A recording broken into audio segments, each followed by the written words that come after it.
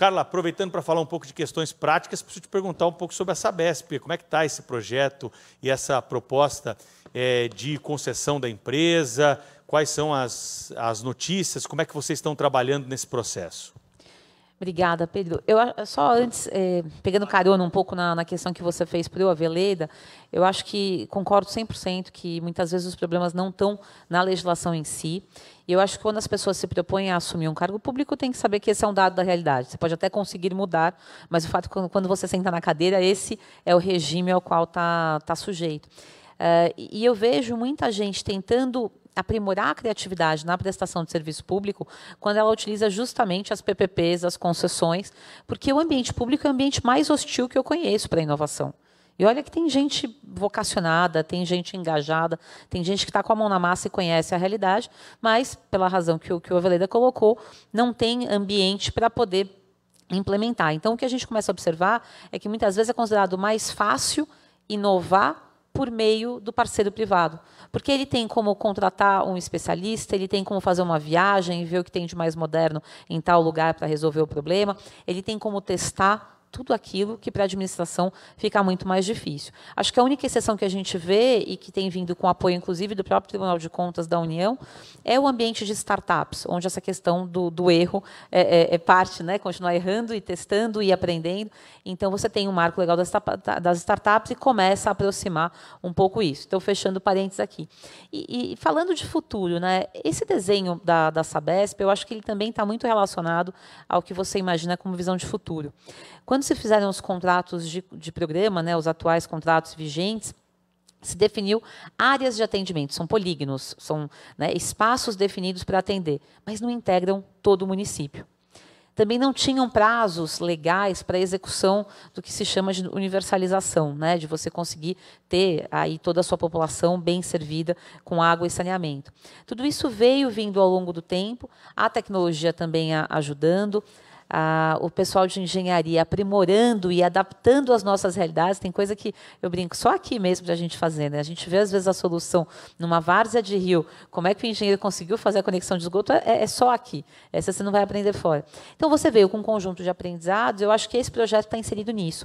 Na visão de futuro, primeiro, você não pode deixar ninguém para trás. O município é um só. Então, toda a área do município, incluindo, eventualmente, áreas rurais, nos municípios que dispõem, que, em geral, são populações que vivem de maneira super dispersa, às vezes não têm condição de ter uma boa prestação de serviço, e também aquelas que vivem em aglomerados, né, considerados informais, em áreas que não são ainda atendidas pelo poder público, essas pessoas passam a fazer parte desse contrato. Acho que esse é um primeiro ponto importante. O contrato é atualizado para essas novas metas, né? E mais do que isso, eu acho que para qualquer para quem tem serviços de água e esgoto, às vezes fala, puxa, mas você vai antecipar 2, 3 anos, não faz tanta diferença? Não faz para quem tem o serviço, né? Para a gente, provavelmente, esse projeto da Sabesp tem pouco impacto, mas para aquele que não dispõe do serviço, isso é um impacto gigantesco. A gente sair dessa área medieval, que você tem celular, mas você não tem esgoto, no maior estado, mais rico da federação, realmente assusta um pouco. Então, o que a gente percebe é que a Sabesp ela veio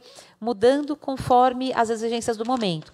Lá atrás, você mudou a estrutura organizacional, aí lançou as ofertas públicas no mercado, né? A Sabesp foi para a Bolsa de Valores aqui de São Paulo, na época era Bovespa, depois foi para a Bolsa de Nova York, depois vendeu mais ações, depois fez parcerias público-privadas, participou de concessões, estudou até uma alternativa mais sofisticada financeira de uma holding, enfim.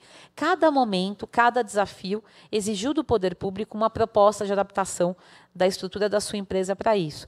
E aí eu acho que é nesse contexto que o projeto está inserido, quer dizer, ele mostra que, com a eficiência do setor privado, você teria a capacidade de antecipar em pelo menos 4 anos, as metas de universalizar e gerar um volume de investimento que a Sabesp, com as amarras públicas, ainda não conseguiu fazer, né? Que se você saltar da média aí de 5, 6 bilhões, que já é bastante coisa, de volume de investimento executado por ano, para algo na casa de 10, 12, e com isso antecipar os investimentos e fazer a população ter acesso aos serviços mais rápido.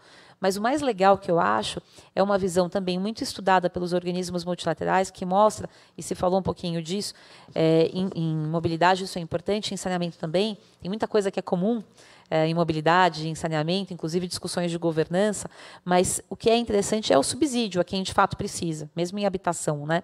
E eu acho que o mais bacana é você ver que uma parcela dos recursos levantados vão para o fundo municipal, que subsidia aquele que precisa. Porque quando você aumenta o investimento, a tarifa sobe. Só que essa população não tem capacidade de pagar mais.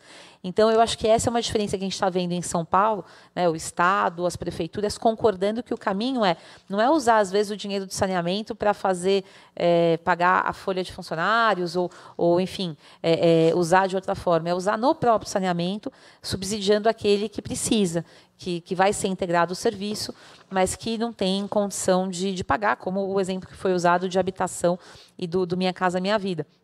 Então, a gente percebe que é um pouco nessa visão de futuro, de incluir todo mundo, antecipar o máximo possível essas metas e incluir financeiramente aqueles que não têm condição, é nessa toada que o projeto se encaixa, né? E vem tendo sequência ali, com uma série de movimentos, e muito demandado por mudanças legislativas, mudanças de tecnologia, que a gente talvez não conseguisse pensar lá atrás.